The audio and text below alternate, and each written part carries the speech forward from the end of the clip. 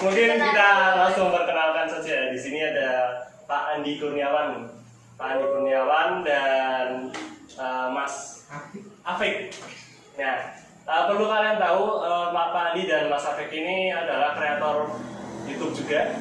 Nama YouTube-nya adalah Layar Ireng. Silakan di subscribe Kalau kalian yang pemberani silakan di subscribe, dan tidak pemberani pun belajar berani di subscribe juga. Kenapa gimana? Enggak serem kok. Enggak serem. Soalnya kan namanya itu agak serem, Pak. Layar Ireng kayak gitu. Sebetulnya Layar Ireng itu kan kita ambil dari nama leluhur kita. Oh. Jadi kebetulan saya turun-temurun dari Mbah Adipati Martoloyo Tegal. Nah, angkatan perang beliau ya, jadi angkatan laut zaman Mataram itu kapalnya layar hitam. Jadi terkenal kalau konflik dengan Belanda, layar hitam Martoloyo, jadi kita pakai itu layar ireng supaya ada patriotismenya, ya kan? Jadi mengangkat sejarah lagi, Iya. tidak lupa. Oke, jadi itu kronologis atau filosofi dari nama layar ireng. Layar ireng. Nah, gitu. Jadi boleh diceritakan, Pak, pertama kali untuk membela Ririn itu terinspirasi dari siapa dan bagaimana prosesnya? Jadi kan kita ini bergelut di spiritual ya. Kebetulan saya memang praktisi supranatural, kemudian dilalah mahasiswa saya ini kemudian sering cerita, Mbak. Mahasiswa berarti dosen, Pak? Iya. Kedatangan Pak dosen. Bukan dosen nih, Pak Bon. Pak Bon ngerangkap security, ngerangkap sing ngomong mahasiswa gitu ya. Banyak pekerjaannya. Bukan resik-resik lah. Lanjut, Pak. Nah, jadi setelah diskusi akhirnya mereka tertarik untuk join, kemudian beberapa kali kita kegiatan spiritual, entah di laut, di gunung, di hutan ya. Jadi kayak Ninja Hattori, di gunung masuk ke hutan gitu ya. Nah, horornya rano ya. Iya, Malah dia. kita santai, Pak. Oke, kemudian akhirnya dari teman-teman ini setelah bergelut lama tercetus ide kenapa enggak kita dokumentasikan. Nah, mulai konten ya kan. Nah, kemudian mulailah kita jadi konten kreator gitu. Walaupun pertama ini wagu-wagu.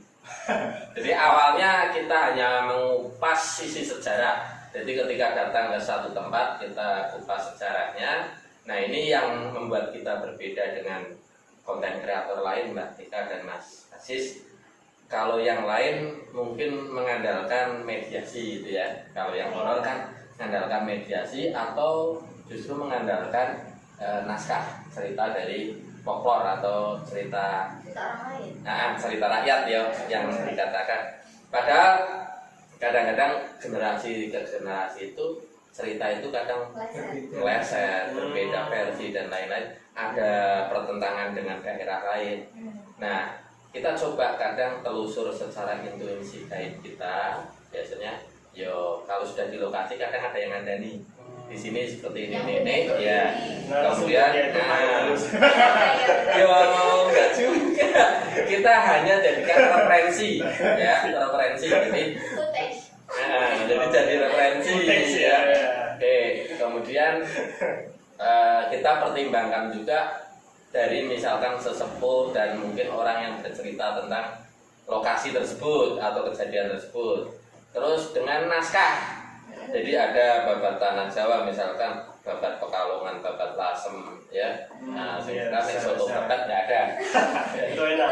Mungkin setelah bikin konten dari itu kita cross, kemudian kita coba kadang-kadang kita ujikan dengan mediasi juga apakah hasilnya sinkron atau tidak. Jadi kadang-kadang memang jin suka ngapusi, makanya jangan terlalu percaya jin. Itu berarti jin dapat itu kan ngapusi. Iya, nggak ada jin yang tidak bertujuan menyesatkan, biasanya tetap ada.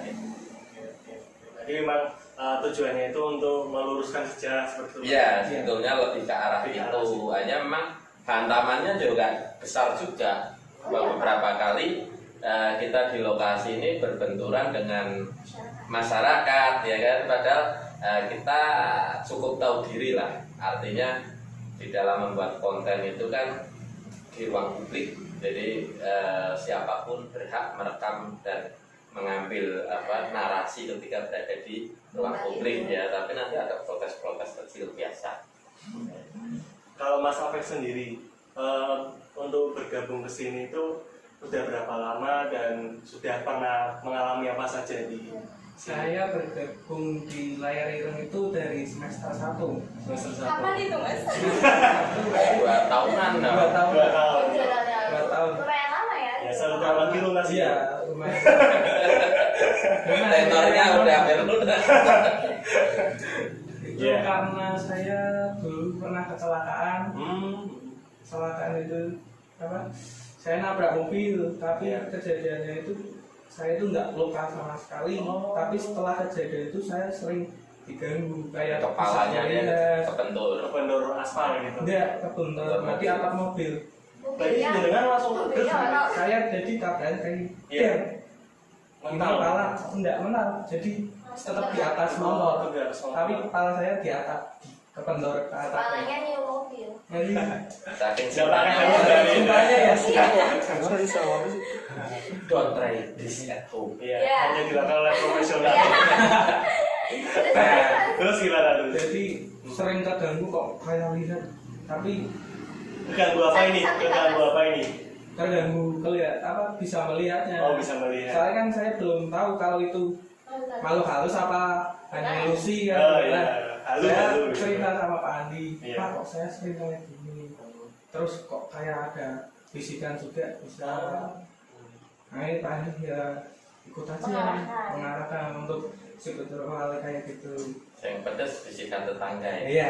apalagi Apalagi Pak. bisikan mantan mau nikah Pak. Terus lagi Saya tuh. kuat, Bisikan Pak. mantan Saya kuat. Jangan curhat di sini. Oh, iya. Ini horor. Horor ya. Itu dorong Pak. Kayaknya dari tadi kita udah ada nuansa horornya apa ya? Nah ini Mas Afik ini dulu sempat dibilang aneh.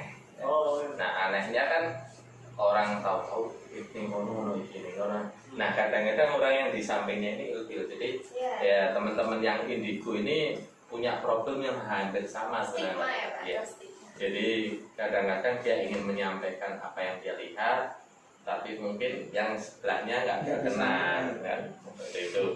Nah, maka perlu wadah sebetulnya. Nah wadahnya ini harus orang-orang yang juga sama mengerti tapi bisa meredam. Ya. Bisa mengontrol gitu Nah, ya. jadi kan sama ketika dulu saya alami itu, kalau saya ngalamin masih kecil, masih sekitar 4 tahun. 4 tahun. Nah saya lihat ada sosok pendamping, kemudian sering ngajak. Saya ini dulu minder banget Mbak. Jadi yang dilihat sekarang dengan beberapa puluh tahun yang lalu beda jauh. Kalau sekolah saya ngumpet di kolong meja. Ya enggak lihat Pak. Jadi saking minder ya. Nah, kemudian nah ini ada pendamping ini yang kemudian wajahnya jelek, terus sering aku elek lir aku po. Nah ini yang bikin saya kemudian justru asik menyendiri. Nah ini bahayanya biasanya yang seperti itu kan akhirnya dia tenggelam di dalam dunia. Nah dunia seperti itu kemudian diselewengkan. Berarti kalau Bapak ini punya kemampuan seperti itu dari kecil Pak? Atau gimana? Yo. Dari lahir? Keturunan apa? Sebetulnya semua itu kan bukan karena kita ya, Iya. semua karena kehendak Gusti Allah ya. Jadi peristiwa itu kemudian membuat saya takut. Kemudian saya tanya dengan kiai setempat. Istilahnya saya punya guru pertama dulu, dan dilalah memang dulu kalau nggak salah satu pondok dari Pak Kiai Taufik. Cuman beliau sudah almarhum. Saya tanya ketakutan, oh kamu bukan ini pendamping, ini bukan istilahnya jin biasaan, tapi memang dulu ikut buyut saya. Oh, itu apa ya? Berarti turun-turun gitu. Ya ternyata setelah saya tanya ke Mbah Danu, tapi saya nggak ngomong kalau saya ngalami seperti itu karena takut, dan saya nggak ngomong. Konon Mbah buyut saya itu dari kecil itu di Mekah, karena Mbak Yunya itu diberi istri Syekh di Masjidil Haram ya, zaman sebelum kemerdekaan. Akhirnya karena ingin melihat tanah air pulang bersama rombongan haji. Nah dari situ kemudian Mbak Busair ini ketemu dengan orang Wonoyoso. Ditakoni arep nilai anu sak nom kok melu rombongan kaji gitu kan. Aneh gitu waktu itu kan masih pakai kapal 6 bulan perjalanannya. Akhirnya tak dadeke mantu wae gitu. Terus bermukim di Wonoyoso di wilayah sekitar Masjid Wonoyoso itu. Nah, konon yang ikut saya ngakunya dari situ. Nah, saya kadang kalau sholat di masjid itu kadang di belakangnya ada yang makmum. Sering saya dengar suara, makanya kalau sholat di situ saya ngambil waktu saat orang tidak ada orang lain. Nggak enak. Jadi hal-hal kayak gini belum tentu diterima oleh orang lain. Jadi mendingan ya sudahlah kita simpan saja deh itu. Itu awalnya Mas Ajis lah. Terus kesananya ya mulai berburu, mulai belajar dari segala macam. Tetap harus tahu ilmunya Pak ya. Iya, kalau enggak tadi itu akan digiring ke arah yang tidak benar kayak kejadian di Karangdadak kan. Seorang guru merasa dibisiki untuk macam-macam, memiliki kemampuan, akhirnya diselewengkan, dibilang dia dapat wahyu, mengaku nabi dan lain-lain. Nah ini memang arahnya akan ke sana. Maka teman-teman ini yang tertarik terhadap hal kayak gitu ya memang harus ada bimbingan. Jadi bukan sesuatu yang salah ya Pak kalau misalnya punya kemampuan seperti itu gitu. Lakuin salah udah sih. Ini kan pertanyaan salah, anugerah apa gimana gitu Pak? Kadang fitnahnya banyak juga soalnya. Ya, iya Mas. Ketika kita bakar dupa dibilangnya pakai kemenyan ngasih Sesat makan gitu, ya? setan, wah kita sesat. Repot ya. Tinggal tapi kan niatnya dulu apa gitu Pak ya. Padahal ya niatnya itu ketika berkaitan dengan bangsa halus itu kan suka harum-haruman, entah itu malaikat ataupun jin itu suka harum-haruman. Maka ketika kita akan berinteraksi dengan mereka ya, nah makanya kita harus mengadakan itu biar mendekat kan. Nah tergantung tujuan kita. Misal ketika saya dan anak-anak layar ireng ke tepi lautan, zikir di sana, ada yang fitnah, wih tolong nang laut diri tanah masjid gitu kan. Nah padahal dalam setiap buih lautan itu ribuan malaikat. Nah ketika kita di situ bakar harum-haruman, bermunajat karo Gusti Allah, insya Allah ribuan malaikat ini ngamin, ini kan kekuatan doa kita lebih cepat sampai gitu. Ya, itu mungkin tapi ya wis ono lah dalile mesti disalahke juga. Ya sudah nek koyo kuwi wis surgane dikapling. Benar kok Pak. Saya juga sering. Nah iya, udah surgane ben dikapling lah apa lah. Sekarang nih Pak kita masuk ke pertanyaan netizen. Oke. Jadi sebenarnya kita udah mengirimkan box pertanyaan biar teman-teman bisa ikut tanya nih karena teman-teman juga tahu malam ini kita bakal syuting konten ini. Yang pertama Mas dari Ya, saya ada sih. Jadi pertanyaan itu bagaimana cara kita mengetahui orang itu menggunakan pesugihan atau tidak? Kayak gitu Pak. Jadi dan terus pesugihan itu pakai tumbal atau tidak? Yang namanya pesugihan semua pakai tumbal. Semua pakai tumbal. Karena pasti nggak ada yang keluar sesuatu Free. Iya free. Gitu. Nothing free. Nothing free. Makanya buat teman-teman yang ada dibilang apa penggandaan uang, kemudian ritual menarik uang gaib, bullshit semua bohong. Bohong ya Pak. Ya, Itu bohong semua ya. bohong. Jadi sebagai praktisi saya pernah kebetulan tadi baru tak upload gitu ya. Oh tadi baru apa video? Upload apa ya status. Oh, status. Saya mendapat pusaka Om Yang Jimbe ya. Jadi kalau pusaka Om Yang Jimbe katanya konon bisa untuk menarik uang gaib gitu ya. Beberapa kali saya ditanya oleh klien dan orang yang ingin tahu tentang penarikan uang gaib, tapi yang pernah saya lakukan, saya penasaran, ya, penasaran. Kemudian teman saya paranormal di Kebumen ini memproses itu segala macam saji disiapkan ya. Nah, intinya untuk ritual itu butuh sekitar 15 juta deh. Wah, Konon katanya nanti uangnya segini ya. Terus ke sana juga. Nah, Ya. Modalnya 15 juta, tapi modalnya untungnya 15 10 juta. Kemudian Oke, oke. sudah proses itu terjadi, yang terjadi apa? Uang yang di dalam kardus itu memang ada, oh ada. memang ada. Jadi ada. Kemudian setelah kita hitung uangnya itu jumlahnya sekitar 17 juta sekian. Jadi memang bertambah. Jadi apa yang kita keluarkan kan habis untuk belanja nih, Iya. ya. Dan fakta yang di sana itu bertambah.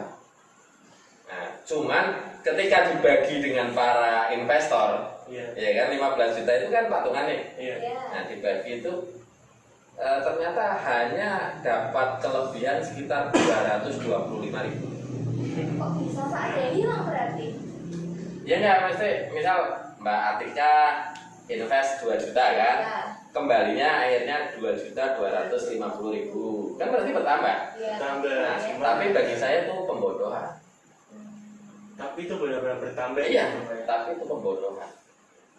Itu dihapusi. Dihapusi siapa? Dihapusi demit. Ya mesti temen. Nah, mungkin kodam yang ada, penunggu yang ada di dalam kris itulah yang bekerja, ya. Jadi yang bekerja dia nyetor mungkin sekitar situ. Jadi ya apa adanya yang di sekitar situ yang bisa diambil Ya, ada di situ. Jadi nggak mungkin bisa tadi Iya. apa seperti yang Jadi diceritakan tadi, ya. Ya intinya apa, intinya itu sudah nipu juga, nggak ada setan yang free tanpa tumbal. Tapi kita bisa secara kasat mata lihat nggak sih orang itu kesugihan? Ya ada beberapa ciri. Ada beberapa ciri. Tinggal apa yang dia gunakan kan medianya. Hmm. Misalkan kayak tuyul. Iya. Nah, kalau tuyul biasanya kan orangnya memang kelopak mata agak hitam.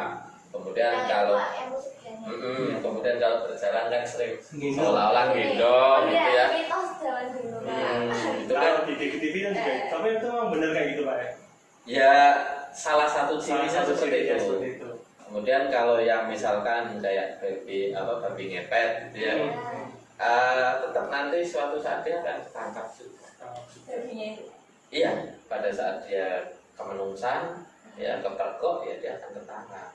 Kemudian misalkan kesugihan blorong, lah ini kan yang paling enak nih.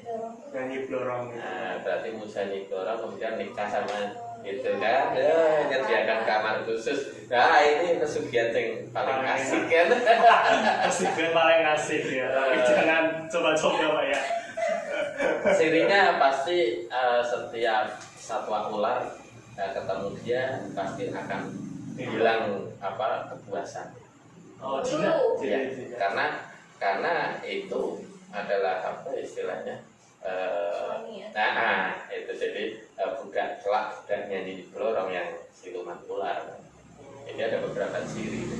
Iya, iya. Jadi kayak gitu ya terjawab. Jadi cirinya seperti yang tadi dikatakan Pak Andi. Oke, pertanyaan kedua ada Mbak Dika? Ada, tapi ini ada kocak nih. Ada kocak, tidak apa-apa. Dari temanku Ayu dari Kediri. Kocak berarti kayak telur. Kocak Pak. Oh. Jadi dia tanya, setan itu sebenarnya napak nggak sih Pak? Napak di lantai nggak sih? Di tanah Ya, gitu. soalnya kan kadang itu setan. Coba lihat kalian apa enggak gitu. Kalau enggak berarti iya benar. Makanya kalau di kampus saya sering ngomong nih kalau kuliah, kamu kalau ketemu lawan jenis tidak kenalan, kamu bisa terpesona itu kamu lihat apanya dulu. Iya. Fisiknya. Fisiknya, Wajahnya, wajahnya cantik iya. atau tampan itu ya. Iya. Kalau saya lihat kakinya dulu. Iya benar. Pakai sepatu enggak ya? Tapi enggak nampak. Ya, Jadi jawabannya gimana itu Pak? bionya. Tapi sebetulnya memang ya dia nggak akan nampak karena dia bisa tampak itu kan berbeda dimensi. Nah, hanya kadang-kadang lucunya saya pernah temukan di Doro nih, di Kaso Doro itu. Nah, saya diundang oleh seorang pengusaha ya. Dia menemukan jejak kaki yang unik. Jadi jejak kaki itu ruang itu kosong di lantai 2, Oh, di jejak, rumah itu, Pak? jejak kaki itu kecil tapi bisa naik ke tembok. Wah, Pak. Jadi cecak itu Pak. Cecak itu.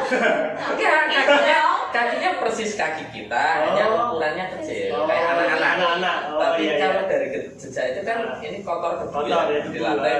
kotor debu, ini tapak terus Sampai ke sampai ke atas. tembok. Wah, Itu kita Iya aja itu. Nah, itu Ninja Warrior. Kapolri tadi mungkin. Itu gimana, Pak? Nah, kemudian sempat kita lihat memang perwujudannya sebetulnya bukan tuyul, tapi memang kalau saya menyebut bayi bajang. Bayi bajang itu wajahnya orang tua tapi fisiknya kayak tuyul kecil. Anak kecil. Biasanya jenggot panjang itu lari ke atas.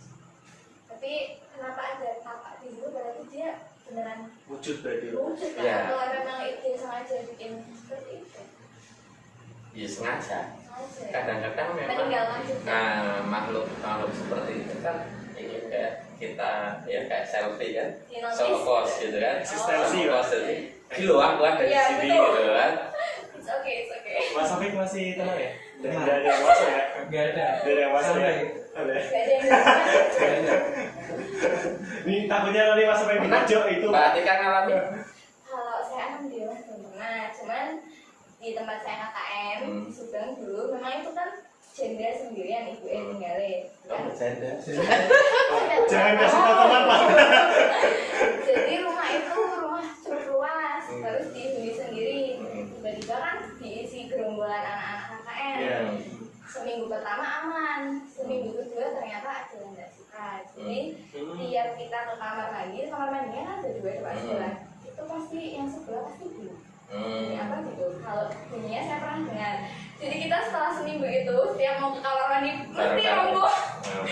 Nggak berani 2 orang, harus 3 atau 4 orang.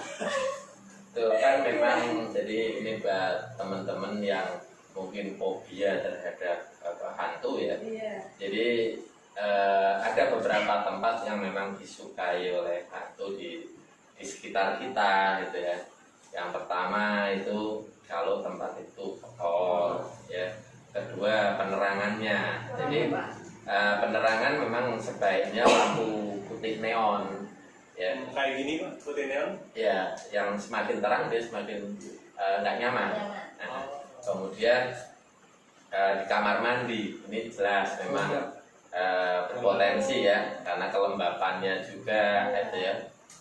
Makanya kalau di sini saya rasakan hawanya di belakang ya. Tadi ada yang kayak manggil ya Mas. Iya. Karena kan Iya. yang jarang terpakai ya. Makanya berarti Sini, Mas Pak. Afik, Mas Afik. Sini. Saya manggil yang perempuan ya. Nggak, kayak laki, Pak. Laki. Itu Mas. Nah, Suara laki. Iya, suruh ke belakang. Ajak main ya. Nggak tahu. kali apa Saudaranya. ada saudaranya datang. Iya. Sambut.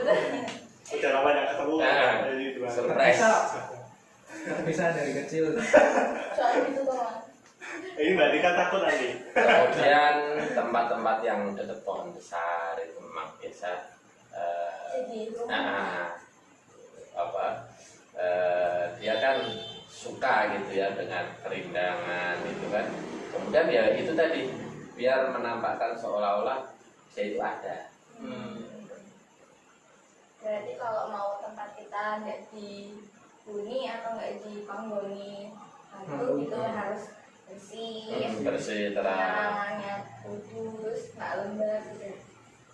Tapi pasti semua rumah pasti ada Pak ya? Saya pasti ada. Ya, kan. tinggal ganggu apa tidak? Iya kan karena memang apa ya gaib itu kan berdampingan dengan kita. Iya. Bahkan dalam diri kita pun kan ada kan.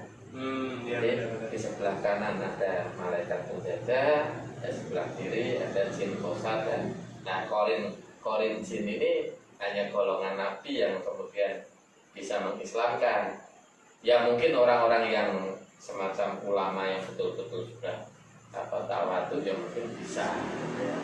Cuman yang jelas yang kita tahu riwayat ya nabi yang bisa mengislamkan korinnya. Ada lagi Mbak Dika? Ini mungkin itu di tempat dulu saya KKN juga kan Pak. Jadi ibu ibunya tuh setiap malam Jumat Kliwon malamnya pasti ngasih sajian di depan kamar mandi itu.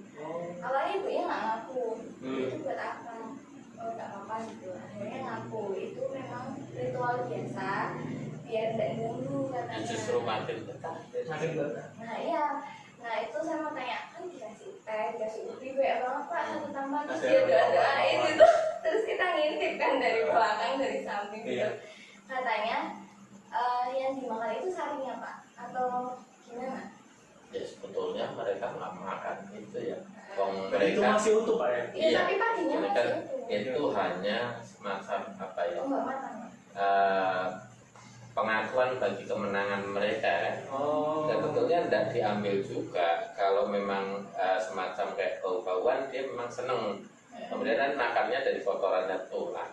Cuman di saat manusia kemudian memberikan itu dia merasa menang. Oh, berarti manusia ini menuruti kehendak Tuhan ya gitu. Ya itu yang dicari ya itu. Kalau diberi itu malah tambah nyaman. Tambah nyaman, dia nggak akan pergi malah kayak gitu. Nah ini saya punya pengalaman nih.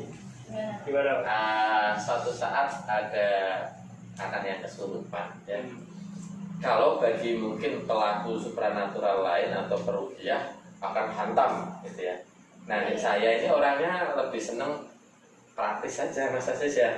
Jadi kalau bisa mudah kenapa harus sulit gitu. Iya. Tak tanya, ini gelem metu jaluk apa gitu. Nah ini kan berarti bisa dikatakan, oh kita berkompromi gitu kan. Iya, negosiasi lah. Nah, negosiasi. Iya. Nah ini yang paling anti oleh teman-teman yang pelaku ruqyah gitu ya. Langsung dicabut kalau Nah ruqyah itu gitu kan dihantam pakai ayat, pakai doa-doa perlindungan supaya dia Iya. panas kemudian keluar. Keluar ya. Saya enggak, saya jalur apa?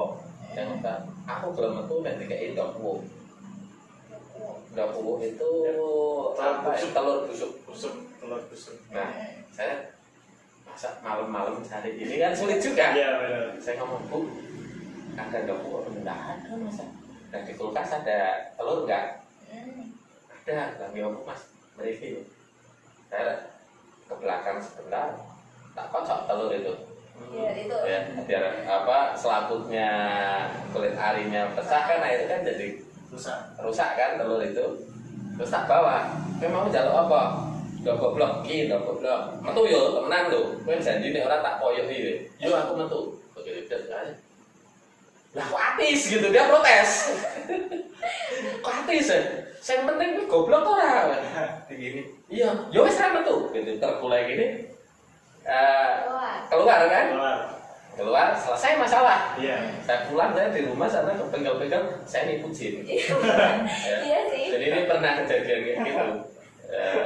Berarti jin juga bisa ditipu. Bisa ditipu. Akhirnya kan bukan dia merasa, aku menang Iya. dengan manusia, menutupi aku. Padahal aku yang nipu dia. Aku lebih jahat dari jin. Tapi kan buat tujuan kebaikan gitu kan. Kebaikan orangnya. Ini pernah terjadi. Terus ya kemarin pas saya di Jalan Dadan ya, ini naksir mas. Hasil sama aku. Masuk mas jenengan ya. Jadi yang masuk perempuan Pak. Iya yang masuk perempuan, kemudian ternyata kan kena di sekolah. Nah setelah selesai di situ, aku ngerti dia naksir, kemudian, yuk kalau mau kita jalan-jalan dan bisa masuk anak itu. Ya aku ora urusan harus munceng aku nggak masalah sih. Iya, yang penting keluar. Kejadian sudah selesai keluar. Iya. Besok 2 hari kemudian masuk ke sekolah itu lagi. Masuk lagi. Masuk lagi. Kepala sekolahnya panik. WA saya kan, WA saya. Biar bisa tetap bapak terus. Nah, begitu WA, saya Bu tunjukkan aja teks WA saya ya nanti ke anak itu. Tak kasih yang apa? Lope. Mbak, aku yo kangen sama kamu. Besok tak tiliki yo. Besok bar maghrib aku tak ninggon sekolahmu. Iya. Ditunjukkan itu langsung keluar. Itu kejadian yang kalau kita di dalam apa ya masyarakat ini kadang-kadang ketemu hal-hal unik kayak gitu. Jadi ya sekali gampang aja lah, jangan dibuat sulit gitu ya. Penanganannya Anda harus pakai ayat-ayat gitu, harus Enggak ada. tinggal cara komunikasi kita. Gitu. Oke, ada lagi Mbak Dika atau? Mungkin udah. Udah ya. Oke, Ya mungkin sudah 30 menit yang kita bersama dan kita sudah banyak sekali informasi-informasi tentang dunia gaib. Tawa-tawa sih. Iya, tidak ada horornya, horor time tapi tidak ada horornya, funny time. Funny time yang dikemas dengan pembahasan horor, kayak gitu. Jadi tabusi saja ya. Jangan coba. Enggak, Yang masih serat kebaikannya aja ya, ya, serat serat kebaikannya. kebaikannya apa yang Jadi nggak perlu terlalu sepaneng Iya. gitu kan, bahwa jin juga makhluk Allah juga, sebagaimana kita, tumbuhan dan yang lainnya. Jadi Sama ya, ya Pak. rahmatan lil alamin aja lah. mungkin terakhir Pak untuk cara kita untuk kan kita sudah tahu ada jin, ada syaitan juga. Menyikapinya. Nah, menyikapinya kita bagaimana? Menyikapinya sebetulnya biasa saja. Biasa saja. Jadi kadang-kadang teman-teman yang mungkin apa ya, yang religius, terkadang itu menganggap betul-betul jin ini musuh abadi gitu loh. Padahal ya ingat juga bahwa setan itu dari golongan jin dan manusia, maka manusia yang berbuat jahat pun ya sebetulnya setan kan. Nah, makanya terhadap jin juga ada yang muslim.